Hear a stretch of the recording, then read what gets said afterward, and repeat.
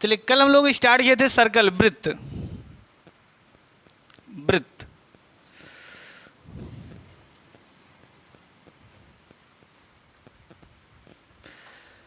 वृत्त वृत्त क्या था? हमने बताया था कि वृत्त में एक केंद्र होगा, जहाँ से डेढ़गड़वा का नोक रख के गोला बनाए थे उसको क्या बोलते थे? केंद्र। और उस केंद्र से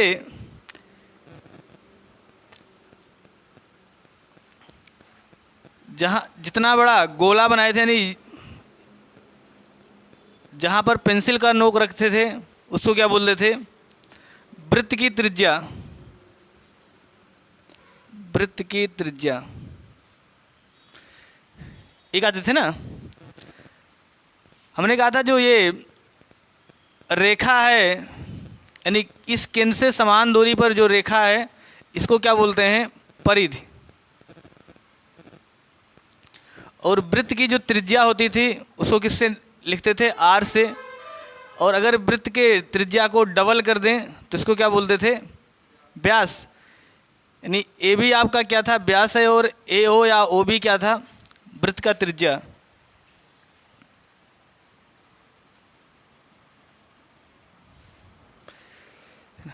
वृत्त की त्रिज्या कौन सी है? ओ ए या ओ बी। और व्यास कौन सा है? हाँ, व्यास ए बी। हमने बताया था जो व्यास होता है वो 2 गुणे वृत्त का त्रिज्या आर होता है, यानी डी बराबर 2r। ये बताए थे ना। हमने कहा था इसमें परिधि कौन सा होता है? परिधि का मतलब बाउंड्री। जो बाउंड्री है इसको कैसे निकाल लेते हैं? इसको निकालते हैं 2 पाई r से। ये सब कल पढ़ चुके थे। और अगर वृत्त के क्षेत्रफल निकालना है, वृत्त का क्षेत्रफल, वृत्त का क्षेत्रफल निकालना है तो क्षेत्रफल का फार्मूला क्या बताए थे? पाई आर स्क्वायर। परिधि होगा तो इसका मात्रक कितना होगा? इकाई, क्योंकि दूरी है, दूरी का मात्रक मीटर, सेंटीमीटर, किलोमीटर में आएगा, इकाई में आएगा। इसका मात्रक किस में आएगा? वर्ग इकाई में। इसके बाद हमने कहा था वृत्त की जीवा क्या होती है? जीवा, एक शब्द लिखे थे ना, जीवा। जीवा क्या होता है? जीवा हमने बताया था कि वृत्त के परिधि के किसी भी 2 बिंदु को मिलाने से जिस रेखा का निर्माण होता है उसको क्या बोलते हैं? जीवा। यानी वृत्त के परिधि पर किसी भी 2 बिंदु को मिला दीजिए, जैसे यहाँ सी, यहाँ डी। अगर सी और डी को मिला देंगे तो ये क्या कहलाएगा? ये कहलाएगा आपका जीवा। ऐसे ना, एक वृत्त के अंदर कितनी जीवाएं हो सकती हैं? अनंत जीवाएं हो सकती हैं। ये सब क्या है? ये सब वृत्त की जीवा है। ऐसे भी जीवा हो सकता है और ऐसे ऐसे भी जीवा हो सकता है। लेकिन वह जीवा जो वृत्त के केंद्र से होकर चला जाएगा उसको क्या बोलते हैं? व्यास। तो व्यास क्या है? हमने बताया था कि जो व्यास होता है, व्यास, हाँ, वह सबसे बड़ी जीवा होती है। सबसे बड़ी जीवा होती है, ये चर्चा कल हम कर चुके थे। जो व्यास होता है वो वृत्त की सबसे बड़ी जीवा होती है। हमें इस क्षेत्रफल, इस चैप्टर में केवल क्षेत्रफल निकालना है, यानी हम लोग पढ़ रहे हैं मेंसुरेशन, है ना। मेंसुरेशन के लिए केवल आपको 2 फार्मूले की आवश्यकता पड़ेगी, एक वृत्त का परिधि और एक वृत्त का क्षेत्रफल। हमने एक चर्चा और किया था, वृत्तखंड किए थे ना। वृत्तखंड, वृत्तखंड क्या होता है?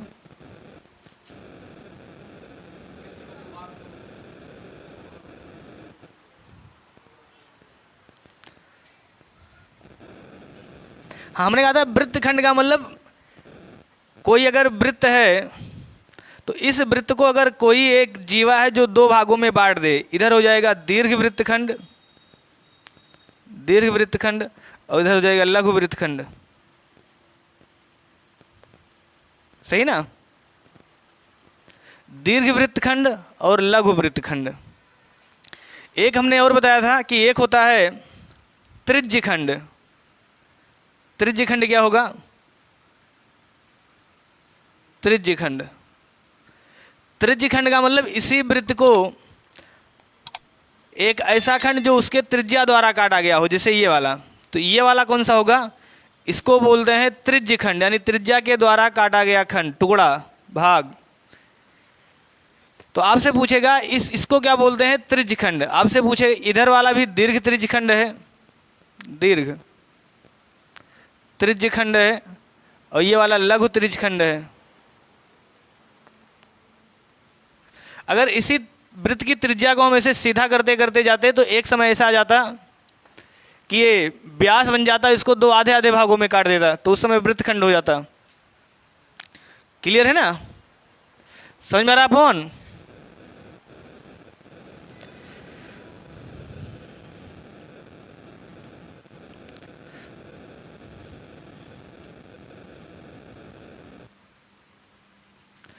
आपसे पूछेगा त्रिज्यखंड का क्षेत्रफल। चलिए हम त्रिज्यखंड की बात करें। त्रिज्यखंड, तो त्रिज्यखंड का क्षेत्रफल कितना होगा? कल हमने फार्मूला बताया था कि मान लीजिए ये एक वृत्त है और इसका ये एरिया काटा गया है, तो इस एरिया का क्षेत्रफल कितना होगा? अगर इस एरिया का क्षेत्रफल निकालना है, ये मान लीजिए थीटा अंश है। कितना है? थीटा अंश। तो हमने कहा था पूरा वृत्त कितना होता है, कितने अंश में बटा होता है? 360 में, 360 में बटा होता है। तो 360 में से केवल थीटा का अंश लिखना है। तो 360 में से थीटा कितना होगा? तो पूरे वृत्त का क्षेत्रफल कितना होता है? पाई आर स्क्वायर। तो त्रिज्यखंड का क्षेत्रफल कितना आ जाएगा? पाई आर स्क्वायर थीटा बटा 360 अंश। ये है ना त्रिज्यखंड का क्षेत्रफल।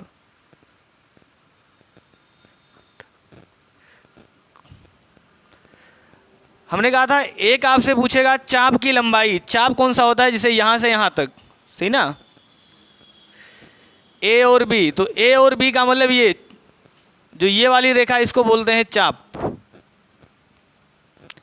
चाप की अगर लंबाई निकालना है तो लंबाई भी निकाल सकते हैं। कितना आएगा?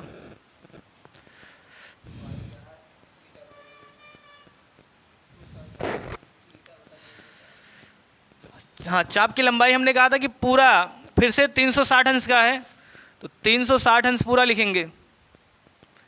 इसमें से कितने अंश का ये लंबाई लिखना है? तो क्योंकि पूरा लंबाई 360 अंश में बटा है, तो ये वाला लंबाई कितने में बटा है? थीटा में। पूरे लंबाई का माप कितना है? तो पूरे लंबाई का माप है 2 पाई आर, ये ना। तो 2 से ये वाला कट जाएगा 180, इसलिए आप इसको लिख सकते हैं पाई आर थीटा बटा 180। ये लिखेंगे ना, यानी चाप की लंबाई आएगी वो कितना आ जाएगा? पाई आर थीटा बटा 180 या 2 पाई आर थीटा बटा 360। जैसे हम लोग रेशियो पढ़े थे कि इतने में इतना, यानी इतने में इतना तो इतने में कितना, ये तो बताना है ना कि 360 में इतना होगा तो इतने में कितना होगा।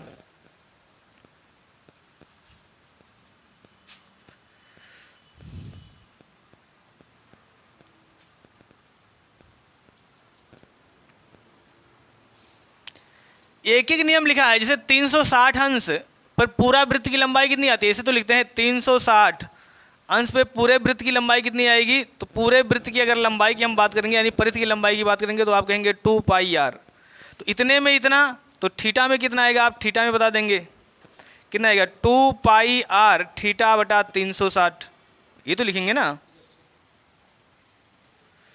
समझ में आ रहा है कि नहीं आ रहा है? सीधा सीधा एक एक नियम की एक, जैसे चार बराबर हम लिखते थे रेशियो में, 4 बराबर 200, तो 5 बराबर कितना? 5 गुणे 200 बटा 4, ये तो लिखते हैं। वही यहाँ भी लिखना है कि 360 बराबर 2 पाई आर, तो थीटा बराबर कितना? 2 पाई आर थीटा बटा 360। 2 से काट देंगे, ये आ जाएगा 180। तो रटना कहीं नहीं है। क्लियर सबका? चलिए, ये सब कुछ कल भी बताए थे, है ना। अगर आप कल आए थे सभी लोग, और जो नहीं आए थे वो आज समझ लीजिए, क्यों इसी का पूरा काम है, इसीलिए हमने फिर से रिपीट कर दिया है।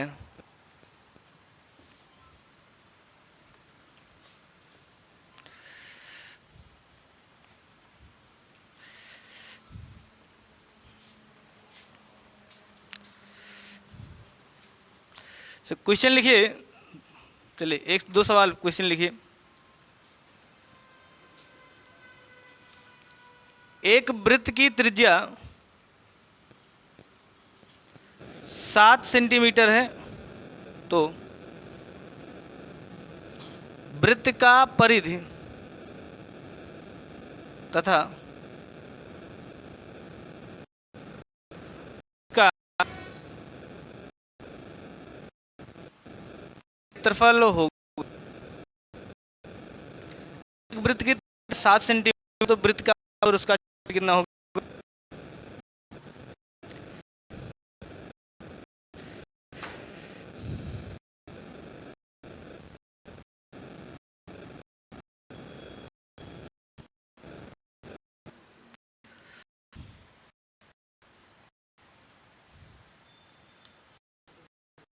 ना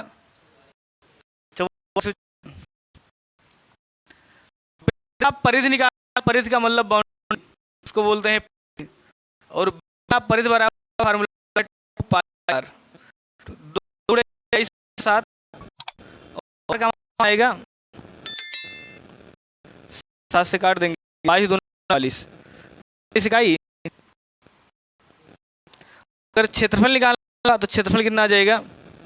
पाई आर स्क्वायर, पाई का मान 22/7, आर का मान 7 × 7, 7 से 7 काट देंगे 22 × 7 154 वर्ग इकाई।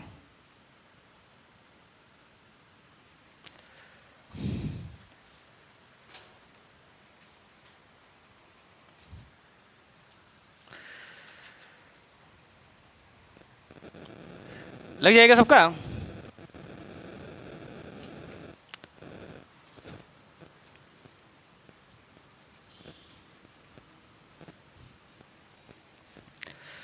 चलिए अगला सवाल बताइए। एक वृत्त की त्रिज्या 14 सेंटीमीटर है। एक वृत्त की त्रिज्या 14 सेंटीमीटर है।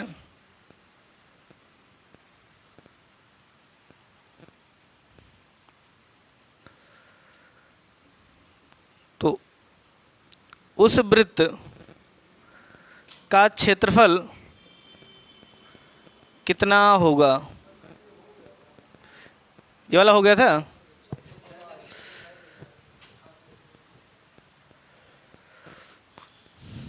हाँ निकाल लेंगे, चलिए अगर हो गया था तो फिर से बता दे रहे हैं जो नहीं आए थे। कितना जाएगा? क्षेत्रफल बताना है तो क्षेत्रफल कितना हो जाएगा? पाई आर स्क्वायर, पाई का मान 22/7, आर का मान 7 × 7, 7 से 7 काट देंगे। अच्छा आर का मान 14 है ना यहाँ, तो 14 रख देंगे, 14 × 14, 7 दूनी 14, 14 दूना 28, 22 × 28, तो 28 दूना 280, 28 दाम 28 दूना 56 560, और 28 दूना 56 फिर से 560, तो 616, तो 616 वर्ग इकाई। या किस में लिखा है? सेंटीमीटर में, तो 616 वर्ग सेंटीमीटर।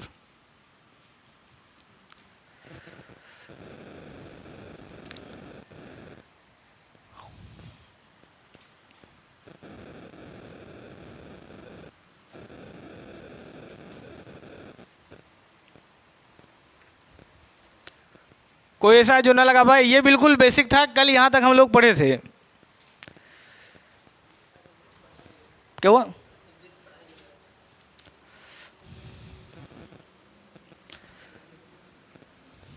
हाँ इसके बाद हमने आपको बताया था अर्धवृत्त। चलिए अर्धवृत्त भी बता देते हैं। अर्धवृत्त, अर्धवृत्त क्या था? अगर ये पूरा वृत्त है तो इसका क्षेत्रफल कितना होता है?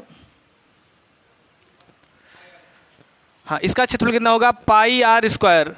तो अगर इस वृत्त को हम आधा कर दें तो इसको क्या बोलेंगे? इसको बोलेंगे अर्धवृत्त से ना, आधा वृत्त। यानी ये कौन सा वृत्त है?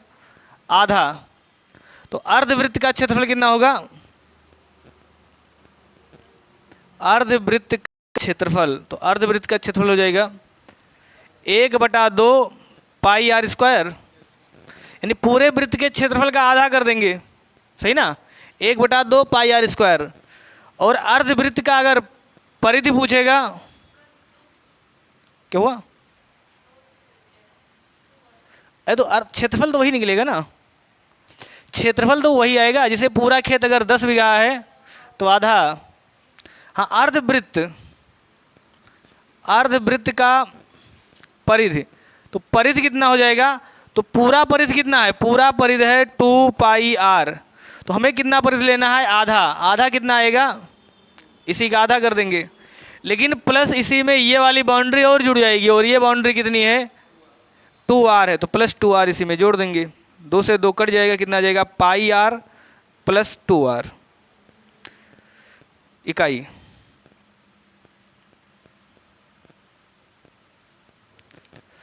ये पूरे वृत्त का कॉन्सेप्ट था, इसके अलावा केवल सवाल सवाल लगाना है। समझ में आ रहा है? अपन लगाए थे सवाल कल।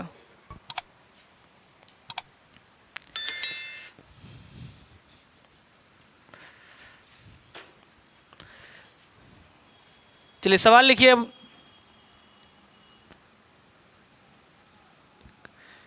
एक वृत्ताकार, वृत्ताकार पहिया जिसका व्यास 28 सेंटीमीटर है, 28 सेंटीमीटर है, 100 चक्कर घूमने में कितना दूरी तय करेगा, तय करेगा, बताइए। एक वृत्ताकार पहिया जिसका व्यास 28 सेंटीमीटर है, 100 चक्कर घूमने में कितना दूरी तय करेगा।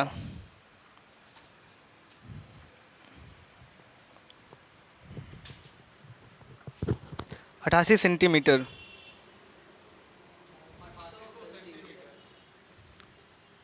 8800 सेंटीमीटर, किलोमीटर में कितना आएगा, मीटर में बताइए ना।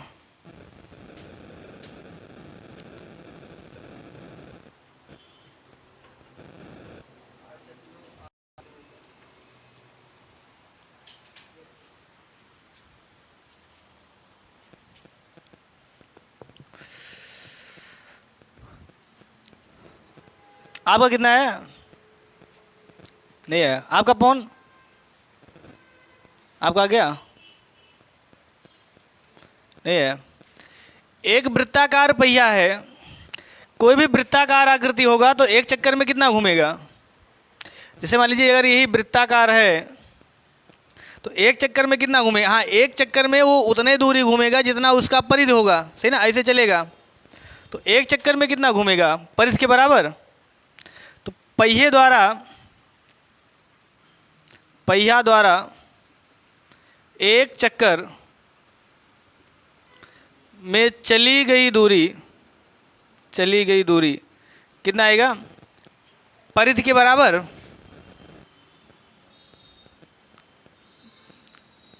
परिधि के बराबर आएगा, और परिधि का बराबर का मतलब 2 पाई r।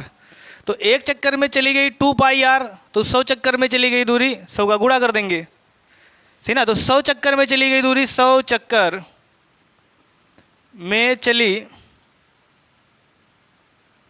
गई दूरी कितना आ जाएगा, 2 पाई r गुणे 100, तो 100 दूना 200, पाई का मान 22/7, r का मान कितना आएगा, ये व्यास 28 लिखा है, यानी d बराबर 28, तो r बराबर 14, ये है क्या ना। तो 14 का यहाँ गुणा कर देंगे, 7 से काट देंगे, 7 दूनी 14, 22 दूना 44, 44 दूना 88, तो 8800 सेंटीमीटर आएगा। अगर मीटर में कन्वर्ट करना है तो क्या करेंगे, 100 से भाग कर देंगे, यानी 88 मीटर लग जाएगा सबका। अब 88 मीटर की दूरी तय करेगा।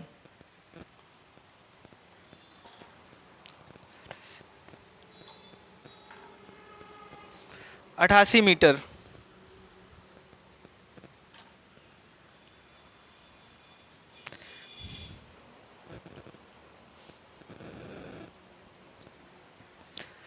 कोई भी वृत्ताकार आकृति एक चक्कर में कितना दूरी तय करता है, जितना उसकी परिधि होगा।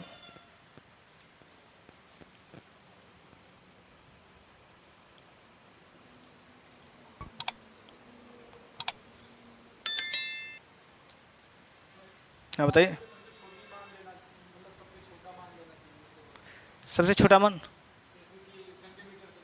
नहीं नहीं ये नहीं कहने का मतलब स्टैंडर्ड होना चाहिए ना, जैसे ये इतना बड़ा मान लिखा है, सही ना, तो आदमी सेंटीमीटर में वैसे नहीं बताएगा। अब दूसरा बात ये भी ना कि वो एग्जाम में कौन सा लिखा है, जैसे एग्जाम में कुछ भी वहाँ ऑप्शन ही तो लिखा होगा ना। अब वहाँ ऑप्शन जैसे 88 मीटर भी हो सकता है, सही ना, 88 गुणे 10 के पावर 2 सेंटीमीटर भी हो सकता है, और भी हो सकता है ये 8 दशमलव, हाँ 88 1000 से भाग कर देंगे ना तो 8 दशमलव, ये तो कहीं से गड़बड़ आ गया ना, 100 से अगर भाग कर देंगे तो ये, अरे 1000 से भाग सेंटीमीटर में, नहीं 100 से 1000 से भाग नहीं करेंगे, ये 88 मीटर लिखा है, तो 88 मीटर में अगर हम क्या कहते हैं 1000 से भाग करेंगे तब आएगा कि कितना आ जाएगा 0.088 किलोमीटर, ये आएगा ना। तो कहने का मतलब मीटर से किलोमीटर बनेगा ना, 1 किलोमीटर में 1000 मीटर होता है, 1 किलोमीटर बराबर 1000 मीटर, सेंटीमीटर में 2 जीरो और बढ़ेगा। तो अब आप समझना कि एग्जाम में कैसे ऑप्शन लिखा है, लेकिन एग्जाम में आपको देखने से लग रहा होगा कि इस हिसाब से जिस हिसाब से आंसर आया है उसका आंसर ही लिखा मिलता, सही ना, फिजिक्स थोड़ा लगाना कि ऐसे लिखा होगा। बाकी अब कोई सर ऐसे लिखा होगा तो जो भी लिखा होगा ये बदलना तो सबको आता है ना, बदल लेंगे, क्योंकि यहाँ एग्जाम में हम लिख के नहीं आ सकते, वहाँ टिक लगाना होगा। चलिए दूसरा सवाल लिखिए।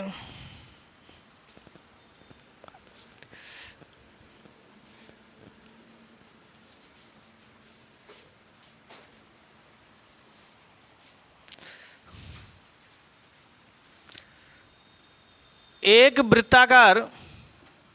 वृत्ताकार पहिया जिसकी त्रिज्या 7 सेंटीमीटर है को 200 मीटर की दूरी तय करने के लिए लगभग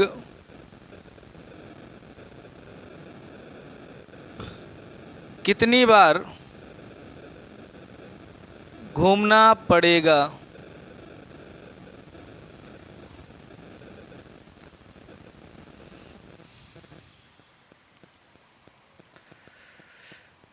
बताइए इसका उत्तर सभी लोग।